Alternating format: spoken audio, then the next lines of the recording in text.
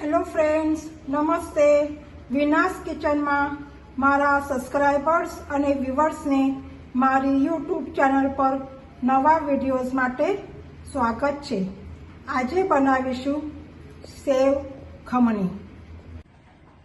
સેવ ખમણીની recipe શરૂ કરીશું. એના માટે ચણાની દાળ લેવાની છે. એ 5 થી 6 કલાક હું પલાળી મૂકેલી અને હવે નિતારીને હું મિક્સર જારની અંદર ગ્રાઇન્ડ કરવા મૂકું છું. હું અડધો કપ ચણાની દાળ લીધી હતી. હવે એની અંદર લીલા મરચાં, 2 નંગ લસણ, 7 થી 8 કળી અને અડધું ઇંચ જેવું અદરક અને 2-3 ટેબલ સ્પૂન પાણી નાખી એને હું ક્રશ કરી લઉં છું, ગ્રાઇન્ડ કરી લઉં છું. આનું એકદમ ફાઇન ગ્રાઇન્ડ કરી લેવાનું છે. આ જે બેટર હતું એ હું મિક્સર જારના અંદરથી બાઉલમાં કાઢી લીધું છે.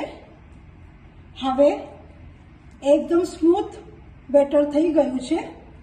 હવે એની અંદર હળદર નાખીશું, 1/4 ચમચી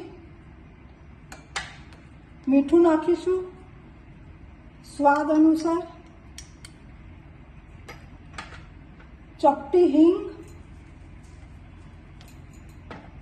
અને 3 ટેબલ સ્પૂન પાવડર શુગર અને લીંબુના ફૂલ, ચપટી લીંબુના ફૂલ. આ બધી જે સામગ્રી છે એ બરાબર અંદર મિક્સ કરી લઈશું.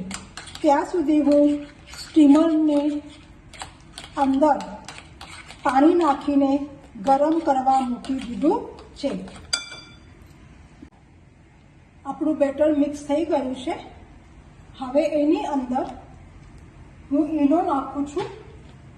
1 ટેબલ સ્પૂન જો ઈનો છે આ, એને નાખીને બરાબર હલાવીને હું આ બેટરને એક ટીનમાં લઉં છું. એને આ ટીન છે એને ગ્રીસ કરી લીધું છે અને એના અંદર નાખી હું એટલે હવે તમે જોઈ શકો છો આ આપણું એકદમ ફ્લફી થઈ ગયું છે અને એકદમ હલકું થઈ ગયું છે. હવે હું આ એક ટીનમાં ટ્રાન્સફર કરું છું અને જે સ્ટીમર મૂકેલું છે ગેસની ફ્લેમ ઉપર એની અંદર હું એને બોઇલ કરવા મૂકું છું 20 મિનિટ માટે. હું સ્ટીમરમાંથી આપણા ઢોકળા કંઈ કાઢી લીધા છે અને એને હું 10 મિનિટ માટે ઠારવા મૂકેલું અને હવે ઠંડુ પણ થઈ ગયું છે. હવે એક પ્લેટની અંદર આપણે ડિમોલ્ડ કરીશું.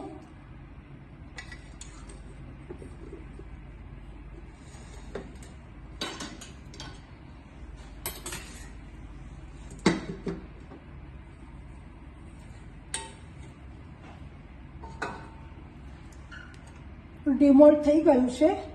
હવે આના 4 પીસ કરી લઈશું અને પછી એને ખીસી લઈશું અને એકદમ આ સ્પોન્જી થયા છે અને એકદમ જાળીવાળા થયા છે. તમે જોઈ શકો છો એકદમ સ્પોન્જી અને જાળીવાળા થઈ ગયા છે. હવે આપણે એને ખીસી લઈશું. એના માટે હું આ ખીસણી લીધી છે.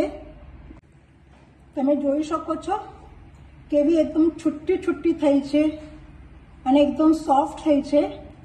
હવે એને એક ગેસની ફ્લેમ ઉપર પેન મૂકીને વઘાર આપીશું. વઘાર માટે 2 ટેબલ સ્પૂન તેલ નાખીશું.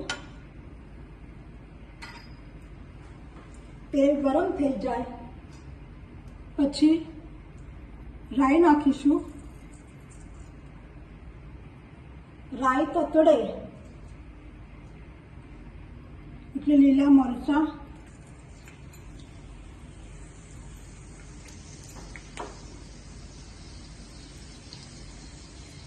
1 પિંચ જેવું મીઠું,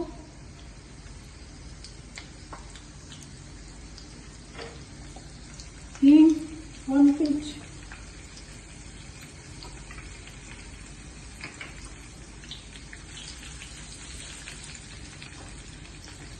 અને 1/4 જેટલું પાણી નાખીશું.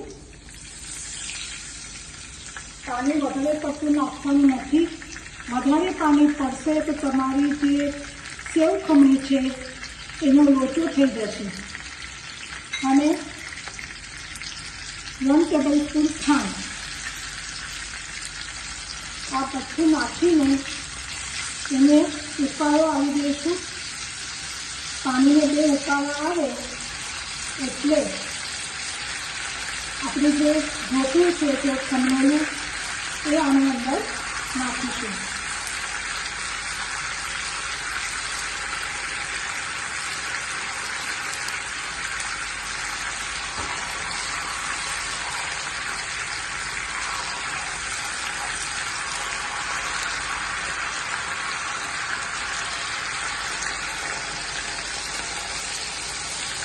આપણે સેવ ખમણીનો ખાટો, મીઠો, લસણ મરચાંનો તીખો એવો સ્વાદ આની અંદર એડ થશે. આ ખાવા માટે બહુ સરસ લાગે છે. સૌને ગમે છે આ રેસીપી. તમે ચોક્કસ એક વખત ટ્રાય કરશો.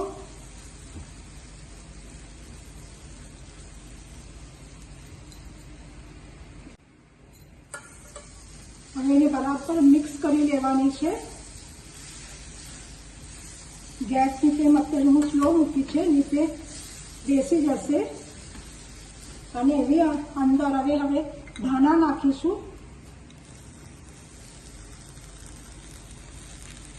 આ સેવ ખમણી છે તે જોતા જ મોઢામાં પાણી આવી જાય તેવી છુટ્ટી છુટ્ટી,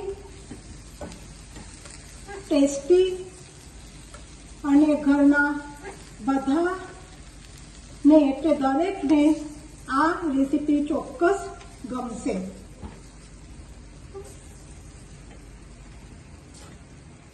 થઈ ગયું છે આપણું બેટર તૈયાર. સેવ ખમણી તૈયાર થઈ ગઈ છે. હવે એનું ગેસનું ફ્લેમ છે એ બંધ કરીશું અને સર્વ માટે રાખીશું. હું એને 1-2 મિનિટ માટે બંધ કરું છું. હવે એની ઉપર સેવ નાખીશું.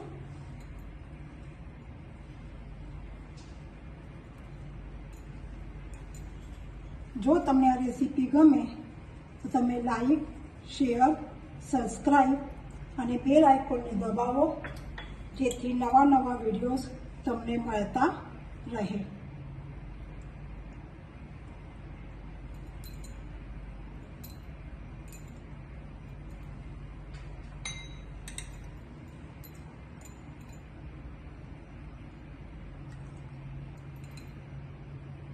તમે આવી રીતે ગાર્નિશિંગ કરી શકો છો.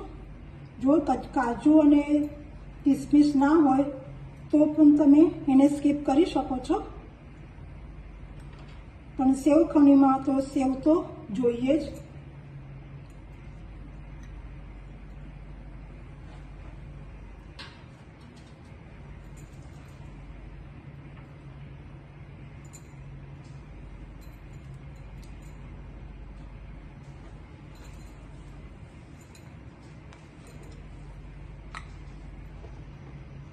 Thank you for watching.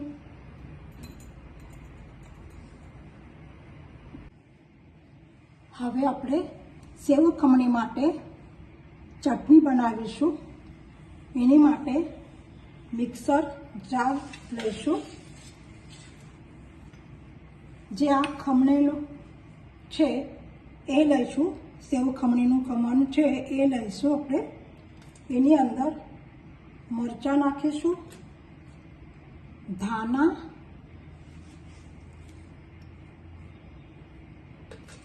થોડુંક મીઠું,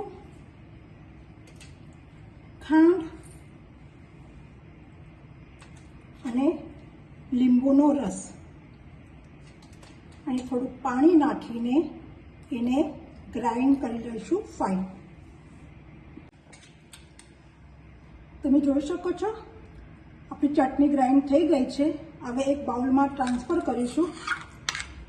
જો આ ચટણી છે, આ ચટણીની અંદરનો જે સ્વાદ છે એ ખાટો મીઠો સરખો આવે જ તો જ આ ચટણી ખાવામાં બહુ સરસ લાગે છે.